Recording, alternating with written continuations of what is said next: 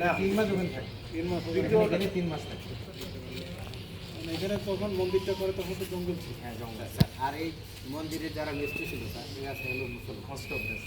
হ্যাঁ এবং এই মিস্ত্রিটাই এদের মসজিদটা এদের ওই নয়াবাদ মসজিদটা আমি দেখা যায় এটা অনেক সামনে যে যেহেতু অধিকাংশ মুসলিম ইরানি আর্কিটেকচার ছিল, তো ওনারা স্যার ওই তাজমহলের মতো ছবিটা দিয়ে দিছিল স্যার ওখানে যে তোমরা নামাজের জন্য এটা। ভিতরে রুম আছে না? সর্বপ্রিয় বলে স্যার ওখানে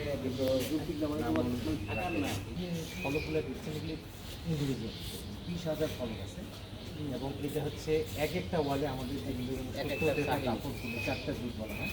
4 যুগের 4 যে পৌরাণিক কাহিনীগুলো আছে এবং সুশৃঙ্খল পদ্ধতিতে।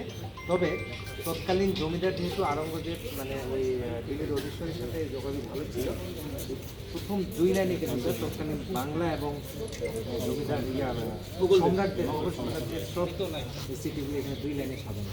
তারপরে আমাদের ধর্মীয় পথ নিচের দুই লাইন তৎকালীন বাংলা এবং হচ্ছে মুঘলদের এই যে ছবিগুলো দেখা যাচ্ছে। এগুলো হচ্ছে প্রত্যেকটার আলাদা এক্সপ্লেনেশন আছে এবং এই শাড়ি এবং কলামের যে মিলনটা এটা কিন্তু সুনিপুণভাবে ওই সময় তারা করেছে। প্রথম দুই লাইনগুলো বোঝা যাচ্ছে, ছোট বোঝা যাচ্ছে, এগুলো স্যার যারা আমাদের ধর্মের এক্সপার্ট ওরা কিন্তু বলতে পারে শুনবে। এরা বলতে পারে। এই স্যার স্যার মেহরাব ওদিকে আলী আমি দেখলাম